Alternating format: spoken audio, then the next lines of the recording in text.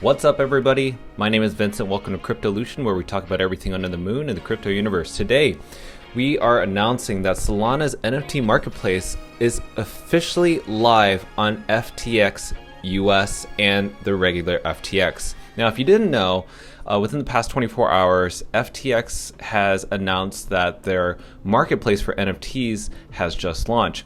And why this is very bullish, well, we're going to talk about that just in a little bit. Before we do, be sure to like that button, hit that subscribe button, hit that notification bell, and let's dive in. So, what is going on? So, it's been leading for a couple weeks now that the NFT marketplace on FTX was going to go live at any moment, and people who own Solana NFTs were really bullish on this. And now today, at least within 24 hours, it has officially launched. Now, what does that look like? Well, when you go to the website, it clearly already shows some of the different Solana NFTs already being transferred over to the FTX marketplace. Now, when you go to the browse button, you can actually see a whole bunch of different NFTs are already transferring over to, say, SolSea, which is another platform where you could buy Solana NFTs, and also SolanaArt.io, which is another website where you can buy Solana NFTs, and already they're starting to transfer over. So we got 8-Bit Ape, which is something that I have owned, and also Salamas. They also have Salamanders, Red Panda Squad, also one of the bullish NFTs, Galactic Gecko Space Garage, and also we cannot miss the Degenerate Ape Academy. Now, what's really cool about this is it gives you the option to not just buy and sell, but to auction off. Now, SolanaArt.io did not offer this. And if you go over here on the right, this is actually mine. And it goes to show you basically how this offer is done. So I can do a buy now price, which is $15, and I can do an initial bid of 4 Solana. So that basically means that if anybody wants to bid on this, they have to have a minimal amount of 4 Solanas to bid. You can't do 3, you can't do 3.5, you can't do 2. You have to have your first bid to be starting at 4. Now, you can always change the buy now price. You can change anything about this without actually accruing a fee. On SolanaArt.io, every time I would make a change to adjust the price, to cancel the sell, SolanaArt.io would actually take a small fee. And it's like very minimal, but it's like 0.000 whatever. But on the FTX website, which is great about it, is that you can send your artwork over to your FTX by using a Phantom wallet. And if you go to your Phantom wallet, which holds your NFTs, you can easily deposit that NFT into FTX simply. And be sure to sign up for an account with FTX to do this, and also sign up a 2FA, also known as a two-factor authenticator, to make sure that your NFTs and your funds in your Phantom wallet are secured and also on the FTX website. So if I go over here to edit offer, you can obviously see that the offer price could change. So this is someone who wants to buy this now, and you can change it to whatever you want. And you can also edit the auction price. So basically, you can minimize the amount of loss that you want. So say, for instance, if you want to make the minimum price of your artwork to sell for at least 15 Solana, or not even 15, more like 10 Solanas. If it doesn't sell for 10 Solanas at least, and it sells for, say, for instance, 8 or 9 Solanas, well, this sale will cancel that offer basically. So you're in a way, you're kind of gauging how you want to risk selling your NFT, because some people aren't sure if they have a minimal sale or a high sale, but you won't have any regrets because you've kind of evaluated the lowest you'd be willing to sell, what you'd be happy with, and also a buy now price, which is the highest amount that you're willing to walk away with. So obviously you can set your different time frames. You can set it to 2 days, you can set it to 7 days. So that's also really, really fantastic. So again, this is really cool. This is just one example. You can also go to Salamas as well. And Salamas, there's like right now, there's a ton. It used to be just 2 pages, now it's up to 8 pages. So people are already flocking to sell their NFTs in this space already. They're transferring it. And now Salamas is coming up with these new undead Tuco Salamas.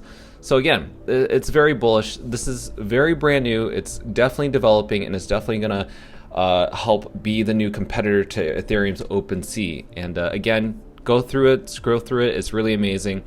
and I love this space. So this is just coming out within the past 24 hours, so I hope that you guys check it out. Definitely sign up for an FTX account.